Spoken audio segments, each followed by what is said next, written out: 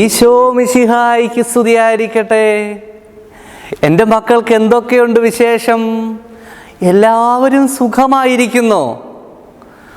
എല്ലാവരും വീട്ടിലിരുന്ന് പഠിക്കുകയും പ്രാർത്ഥിക്കുകയും ഭക്ഷണം കഴിക്കുകയും മാതാപിതാക്കളോടൊപ്പം ആയിരിക്കുകയും ഒക്കെയാണോ? ഓണാഘോഷം എന്തുവായി? ഓണം വന്നതറിഞ്ഞോ? വീട്ടിൽ ഉപ്പേരിയൊക്കെ വറുത്തോ? അച്ഛനും കൂടിയുള്ള പങ്ക് മാറ്റി വച്ചേക്കണം. എല്ലാവരും സന്തോഷത്തോടെ വീട്ടിലിരുന്ന് പ്രാർത്ഥിക്കാനും പഠിക്കാനും പ്രത്യേകം ശ്രദ്ധിക്കുക. ഇന്ന് നമുക്ക് പഠിക്കാൻ തുടങ്ങാം. എല്ലാവരും ഇന്ന് പഠിക്കാൻ തയ്യാറാണോ? ആണോ?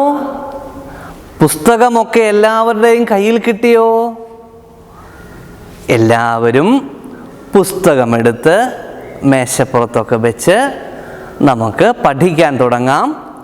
പ്രാർത്ഥിച്ച് നമുക്ക് പഠിക്കാം. എല്ലാവരും എഴുന്നേറ്റേ. എൻ്റെ കുഞ്ഞുങ്ങളെല്ലാവരും എഴുന്നേറ്റേ. എഴുന്നേറ്റോ? എഴുന്നേറ്റ് കൈകൾ കൂപ്പി കണ്ണടച്ച് ഈശോയോട് നമുക്ക് പ്രാർത്ഥിക്കാം.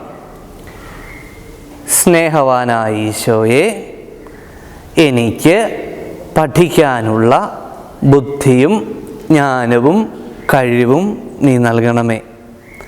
നിൻ്റെ അനുഗ്രഹങ്ങളിൽ നിറഞ്ഞ് നിന്നിൽ വളരുവാൻ, നിന്നെ സ്നേഹിക്കുവാൻ എന്നെ അനുഗ്രഹിക്കണമേ.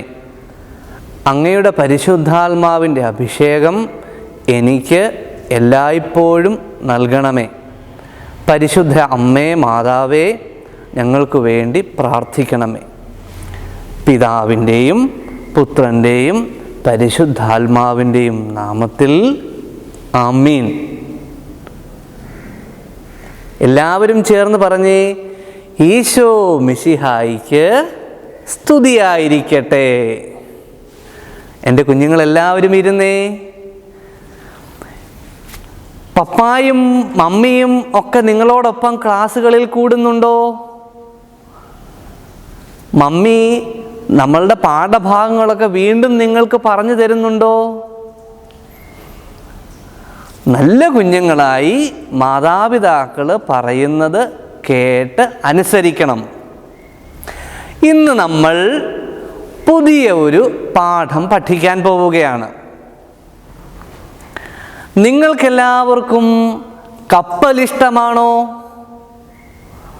വെള്ളത്തിൽ കൂടി ഒഴുകി നടക്കുന്ന കപ്പൽ. ഒത്തിരി ആൾക്കാരെ ഒരു സ്ഥലത്തു നിന്നും മറ്റൊരു സ്ഥലത്തേക്ക് കൊണ്ടുപോകുന്ന കപ്പൽ. നിങ്ങളൊക്കെ ബോട്ട് കണ്ടിട്ടുണ്ടോ? അല്ലെങ്കിൽ ആറ്റിൽ നമ്മൾ വള്ളം കണ്ടിട്ടുണ്ടോ? നിങ്ങൾ മഴക്കാലത്ത് പേപ്പർ കൊണ്ട് വള്ളമുണ്ടാക്കി ഒഴുക്കി കളിക്കാറുണ്ടോ? അങ്ങനെ ആദ്യമായി കപ്പൽ നിർമ്മിച്ച ഒരാളെക്കുറിച്ചാണ് ഇന്ന് നമ്മൾ പഠിക്കുന്നത്. ആ ആളുടെ പേരെന്താണെന്ന് ആർക്കെങ്കിലും അറിയാമോ? ആദ്യമായി വെള്ളത്തിൽ ഒഴുകി നടക്കുന്ന ഒരു പേടകം നിർമ്മിച്ച ആൾ ആരാണ്? അറിയാവുന്ന കുഞ്ഞുങ്ങൾ ഉറക്കെ പറഞ്ഞേ, ആരാണ് എന്ന്. നോഹ. എല്ലാവരും പറഞ്ഞേ, നോഹ. ആരായിരുന്നു നോഹ? നമ്മൾ പഠിച്ചു, ആദി മാതാപിതാക്കളായ ആദാമും ഹവ്വായും അവരുടെ മക്കളായിരുന്നു കായേനും ഹാബേലും. ആദാമിനും ഹവ്വായിക്കും കായേനും ഹാബേലും കൂടാതെ അനേക മക്കളുണ്ടായി, അനേക തലമുറകളുണ്ടായി. എന്നാൽ അവർ ദൈവത്തെ അനുസരിക്കാത്തവരും നീതിപൂർവം ജീവിക്കാത്തവരുമായിരുന്നു. എല്ലാ മക്കളും അങ്ങനെ ആയാൽ ദൈവത്തിന് വിഷമമല്ലേ? എന്നാൽ അവരുടെ ഇടയിൽ നീതിമാനായ, ദൈവത്തെ അനുസരിക്കുന്ന, ദൈവത്തെ സ്നേഹിക്കുന്ന ഒരാൾ ഉണ്ടായിരുന്നു. അങ്ങനെ ദൈവത്തെ സ്നേഹിച്ച നീതിമാനായ മനുഷ്യൻ്റെ പേരാണ് നോഹ. ആരാണ്? നോഹ. നമ്മുടെ പുസ്തകത്തിൽ നാം കാണുന്ന ചിത്രം, നോഹയുടെ ചിത്രം നമ്മൾ കാണുമ്പോൾ നരച്ച താടിയുള്ള, നരച്ച തലമുടിയുള്ള നല്ല സുന്ദരനായ ഒരു അപ്പൂപ്പനാണ് നോഹയപ്പൂപ്പൻ. നോഹയപ്പൂപ്പൻ സുന്ദരനായി കാണുകയാണ്. നോഹയുടെ പ്രത്യേകത എന്തായിരുന്നു? അവൻ ദൈവത്തെ അനുസരിക്കുന്നവനും ദൈവത്തെ സ്നേഹിക്കുന്നവനും നീതിമാനുമായ മനുഷ്യനായിരുന്നു. മറ്റെല്ലാ മനുഷ്യരും ദുഷ്ടത ചെയ്ത് ജീവിക്കുമ്പോൾ, ദൈവത്തെ അനുസരിക്കാതെ ജീവിക്കുമ്പോൾ ദൈവം തീരുമാനിച്ചു ഈ ഭൂമിയിൽ ഒരു ജലപ്രളയമുണ്ടാക്കി സർവ്വതിനെയും നശിപ്പിച്ച് കളയാൻ. അങ്ങനെ ദൈവം ഭൂമിയിൽ മഴ പെയ്യിച്ചു. ഭൂമിയിൽ വെള്ളം കൂടിക്കൂടി വന്നു. വെള്ളം ഉയർന്നു വന്ന് അത് പ്രളയമായി മാറി. പക്ഷെങ്കിൽ ദൈവം സ്നേഹിച്ചിരുന്ന നീതിമാനായ നോഹയോട് ദൈവം ഇങ്ങനെ കൽപ്പിച്ചു, നീ വലിയ ഒരു പെട്ടകമുണ്ടാക്കണം. ഓക്കുമരം കൊണ്ട് ഒരു വലിയ പെട്ടകമുണ്ടാക്കണം. എന്തിനു വേണ്ടിയാണ്? ആ പെട്ടകം വെള്ളം കയറുമ്പോൾ, പ്രളയം വർദ്ധിക്കുമ്പോൾ രക്ഷപ്പെടുന്നതിന് വേണ്ടിയാണ്. എന്നിട്ട് ഈ വലിയ പെട്ടകമുണ്ടാക്കിയതിന് ശേഷം നോഹയും നോഹയുടെ ഭാര്യയും നോഹയുടെ മക്കളും അതോടൊപ്പം എല്ലാ ജീവജാലങ്ങളുടെയും ആണിനെയും പെണ്ണിനെയും ഓരോന്ന് വെച്ച് ആ പെട്ടകത്തിൽ കയറ്റണം. അപ്പോൾ നോഹ വലിയൊരു പെട്ടകമുണ്ടാക്കി അതിൽ കയറിയിരുന്നു. നോഹയോടൊപ്പം ആരൊക്കെ ഉണ്ടായിരുന്നു? നോഹയുടെ ഭാര്യ ഉണ്ടായിരുന്നു, മക്കളുണ്ടായിരുന്നു. അതോടൊപ്പം ഭൂമിയിലെ എല്ലാ ജീവജാലങ്ങളിൽ നിന്നും ഒരാണിനെയും പെണ്ണിനെയും തിരഞ്ഞെടുത്ത് പെട്ടകത്തിന് ഉള്ളിലാക്കി. അതിൽ ആനയുണ്ടായിരുന്നു, കടുവയുണ്ടായിരുന്നു, സിംഹമുണ്ടായിരുന്നു, കുതിരയുണ്ടായിരുന്നു, പ്രാവുണ്ടായിരുന്നു, തത്തയുണ്ടായിരുന്നു, അനേക പക്ഷികളുണ്ടായിരുന്നു. അതിൻ്റെ എല്ലാം ആണും പെണ്ണും. പിന്നെ കുഞ്ഞുങ്ങൾക്ക് എന്തൊക്കെ അറിയാം? അറിയാവുന്ന എല്ലാ ജീവജാലങ്ങളുടെയും ആണും പെണ്ണും ഓരോന്ന് വെച്ച് പെട്ടകത്തിനുള്ളിലുണ്ടായിരുന്നു. അങ്ങനെ നോഹയും കുടുംബവും ജീവജാലങ്ങളിൽ നിന്ന് തിരഞ്ഞെടുക്കപ്പെട്ടവയും പെട്ടകത്തിനുള്ളിലായിരിക്കുമ്പോൾ മഴ പെയ്തു, ഭൂമിയിൽ വെള്ളം വർദ്ധിച്ചു, വലിയ പ്രളയമുണ്ടായി. ഭൂമിയിലെ സർവ്വജീവജാലങ്ങളും നശിച്ചുപോയി, എല്ലാ സസ്യങ്ങളും നശിച്ചുപോയി. ഭൂമി മുഴുവൻ ജലപ്രളയം കൊണ്ട് നിറഞ്ഞു. എന്നാൽ നോഹ മാത്രം രക്ഷപ്പെട്ടു. എന്തുകൊണ്ടാണ് ദൈവം അങ്ങനെ പറഞ്ഞത്?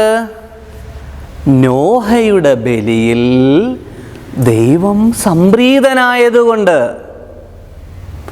എൻ്റെ പ്രിയപ്പെട്ട കുഞ്ഞുങ്ങളെ, ദൈവം ഈ ഭൂമിയിൽ ഇനിയൊരു പ്രളയം കൊണ്ട് ഭൂമിയെ നശിപ്പിക്കുകയില്ല എന്ന് വാഗ്ദാനം ചെയ്തതിൻ്റെ അടയാളമായി ആകാശത്ത് മഴവില്ല് സ്ഥാപിച്ചു.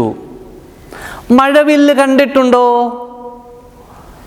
മഴവില്ലിൽ എത്ര നിറങ്ങളുണ്ട്? 7 നിറം. എൻ്റെ കുഞ്ഞുങ്ങൾ മഴവില്ല് കണ്ടിട്ടുണ്ടോ? കണ്ടിട്ടില്ലെങ്കിൽ ഇനി മഴ വരുന്നതിന് മുമ്പ് ആകാശത്ത് നോക്കിയാൽ മഴവില്ല് നമുക്ക് കാണാം. 7 നിറങ്ങളുള്ള മഴവില്ല്. ഈ മഴവില്ല് ദൈവം സ്ഥാപിച്ചത് എന്തിനാണ്? ഇനിയൊരു പ്രളയം കൊണ്ട് ഭൂമിയെ നശിപ്പിക്കുകയില്ല എന്ന ദൈവത്തിൻ്റെ വാഗ്ദാനത്തിൻ്റെ അടയാളമായി. എൻ്റെ പ്രിയപ്പെട്ട കുഞ്ഞുങ്ങളെ, കഴിഞ്ഞ 2 വർഷങ്ങൾക്ക് മുമ്പ് നമ്മൾ വലിയൊരു പ്രളയം നമ്മൾ കണ്ടു. എന്നാൽ ഭൂമിയെ മുഴുവൻ ആ പ്രളയം നശിപ്പിച്ചില്ല. ദൈവം വാഗ്ദാനം ചെയ്തിരുന്നതാണ്. നോഹയുടെ കാലത്തുണ്ടായതുപോലെയുള്ള ഒരു പ്രളയം നമുക്ക് അനുഭവിക്കേണ്ടി വന്നില്ല. അതിനെയൊക്കെയും മറികടക്കുവാൻ, അതിൽ നിന്നൊക്കെയും രക്ഷപ്പെട്ട് ജീവിക്കുവാൻ ദൈവം നമ്മളെ അനുവദിച്ചു. നമുക്ക് ദൈവത്തോട് നന്ദിയുള്ളവരാകാം. നമ്മൾ ദൈവത്തിൻ്റെ തിരഞ്ഞെടുക്കപ്പെട്ട ജനമാണ്. ദൈവം സ്നേഹിക്കുന്ന മനുഷ്യരാണ്. ദൈവത്തിൻ്റെ സ്വന്തമാണ്. നമുക്കെല്ലാവർക്കും ഈ സ്വന്തമായി ജീവിക്കുവാൻ നമുക്ക് പരിശ്രമിക്കാം. എൻ്റെ പ്രിയപ്പെട്ട കുഞ്ഞുങ്ങളെ, നാമും ദൈവത്തെ അനുസരിക്കുകയും സ്നേഹിക്കുകയും നീതിയോടെ പ്രവർത്തിക്കുകയും ചെയ്യുമ്പോൾ നമ്മെയും ദൈവം ആപത്തുകളിൽ നിന്നും രോഗങ്ങളിൽ നിന്നും ഒക്കെയും സംരക്ഷിക്കും. നമുക്കാർക്കും ഇപ്പോൾ സ്കൂളിൽ പോകാൻ പറ്റുകയില്ലല്ലോ. നമുക്കെല്ലാം പള്ളിയിൽ പോകാനും ബുദ്ധിമുട്ടാണ്, പുറത്തിറങ്ങാൻ വലിയ ബുദ്ധിമുട്ടാണ്. എന്തുകൊണ്ടാണ്? നമുക്ക് ചുറ്റും വലിയൊരു മഹാമാരിയുണ്ട്. എന്നാൽ നമ്മളെയെല്ലാം ദൈവം മഹാമാരിയിൽ നിന്ന് സംരക്ഷിക്കുന്നു. നമ്മളെ ദൈവം വീണ്ടും ഈ സംരക്ഷണ വലയത്തിൽ സൂക്ഷിക്കാൻ നാം എങ്ങനെ ജീവിക്കണം? നോഹയെ പോലെ അനുസരണത്തോടെ, ദൈവസ്നേഹത്തോടെ, നീതിയോടെ നമ്മൾ ജീവിക്കണം. അപ്പോൾ ദൈവകൽപ്പനകൾ അനുസരിക്കുന്ന മക്കളാകാൻ നമുക്ക് പരിശ്രമിക്കാം. നീതിമാനായ നോഹയെ പോലെ നമുക്കും നല്ല മനുഷ്യരായി, നല്ല വ്യക്തികളായി, ദൈവത്തിന് ഇഷ്ടമുള്ള കുഞ്ഞുങ്ങളായി നമുക്ക് വളർന്നു വരാം. ഇന്നത്തെ നമ്മളുടെ പാഠം എല്ലാ മക്കൾക്കും മനസ്സിലായോ? നമ്മൾ ആരെക്കുറിച്ചാണ് പഠിച്ചത്? നോഹയെക്കുറിച്ച്. നോഹ എങ്ങനെയുള്ള മനുഷ്യനായിരുന്നു? ദൈവത്തെ അനുസരിക്കുകയും സ്നേഹിക്കുകയും ചെയ്യുന്ന മനുഷ്യനായിരുന്നു. ദൈവം എങ്ങനെയാണ് നോഹയെ രക്ഷിച്ചത്? പ്രളയത്തിൽ നിന്ന് വലിയ പെട്ടകമുണ്ടാക്കാൻ കൽപ്പിച്ചു. ആ പെട്ടകത്തിൽ അവരെ സുരക്ഷിതരായി സൂക്ഷിച്ചു.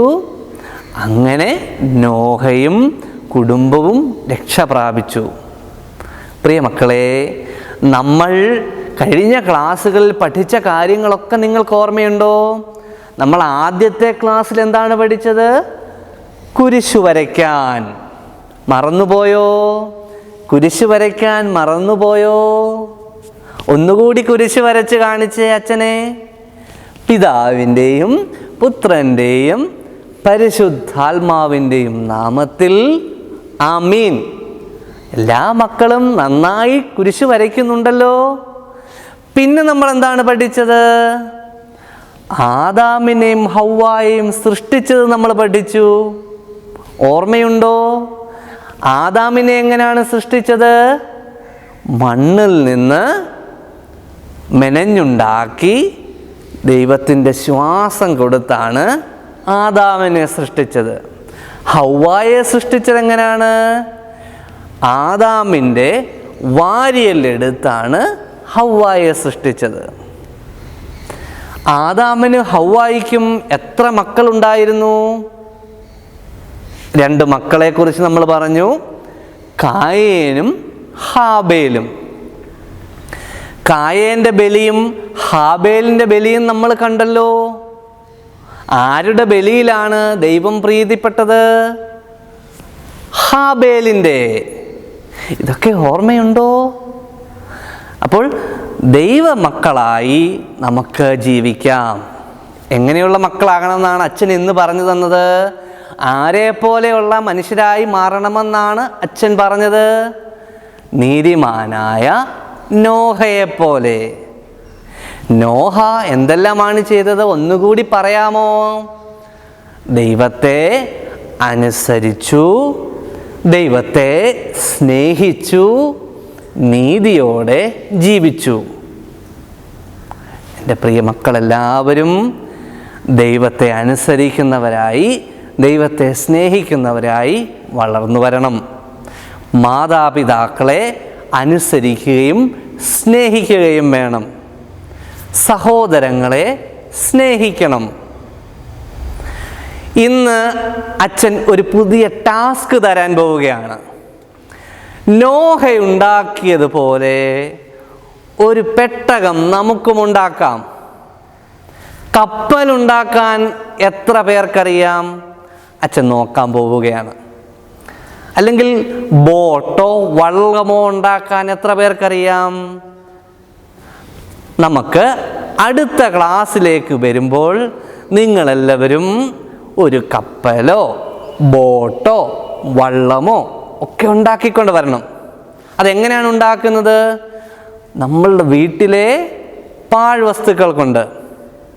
നമുക്കറിയാം, ചെറിയ തടി കഷണങ്ങളായിരിക്കാം, അല്ലെങ്കിൽ പേപ്പർ കൊണ്ടായിരിക്കാം, അല്ലെങ്കിൽ കാർഡ്ബോർഡ് കൊണ്ടായിരിക്കാം.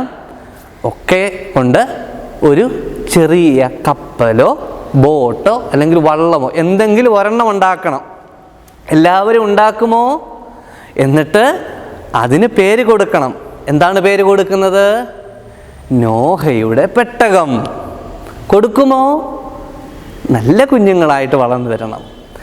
കഴിഞ്ഞ ക്ലാസ് കഴിഞ്ഞതിന് ശേഷം അധ്യാപകർ എന്നോട് പറഞ്ഞു, കുഞ്ഞുങ്ങളെ പാട്ട് പഠിപ്പിക്കുന്നില്ലെന്ന്. കുഞ്ഞുങ്ങളെല്ലാവരും പാഠപുസ്തകത്തിലെ പാട്ടുകൾ അധ്യാപകരോട് തന്നെ ചോദിച്ച് പഠിക്കണം.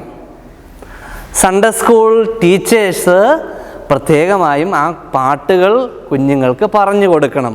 നിങ്ങളുടെ വാട്സപ്പ് ഗ്രൂപ്പുകളിൽ ആ പാട്ട് നിങ്ങൾ അയച്ചു കൊടുക്കണം.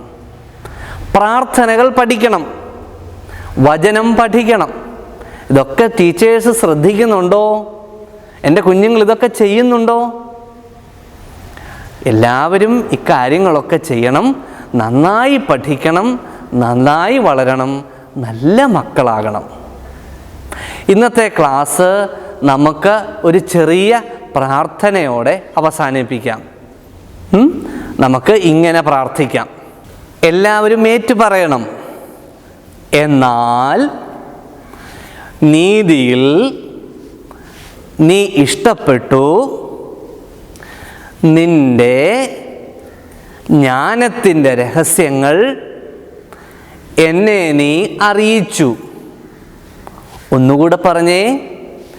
എന്നാൽ നീതിയിൽ നീ ഇഷ്ടപ്പെട്ടു, നിന്റെ ജ്ഞാനത്തിൻ്റെ രഹസ്യങ്ങൾ എന്നെ നീ അറിയിച്ചു. എല്ലാവരും പ്രാർത്ഥിച്ചോ? എല്ലാവരും പ്രാർത്ഥിച്ചോ? ഈ പ്രാർത്ഥന കാണാതെ പഠിക്കണം. നല്ല മക്കളായി വളരണം. നമുക്ക് ഇന്നത്തെ ക്ലാസ് പ്രാർത്ഥിച്ച് അവസാനിപ്പിക്കാം. എല്ലാ മക്കളും എഴുന്നേറ്റ് കുരിശ് വരയ്ക്കാൻ തയ്യാറായി നിന്നോളുക. ദൈവത്തിന് നന്ദി പറഞ്ഞുകൊണ്ട് നമുക്ക് ഈ ക്ലാസ് അവസാനിപ്പിക്കാം. പിതാവിൻ്റെയും പുത്രൻ്റെയും പരിശുദ്ധാത്മാവിൻ്റെയും നാമത്തിൽ ആമീൻ. ഈശോ മിശിഹായിക്ക് സ്തുതിയായിരിക്കട്ടെ.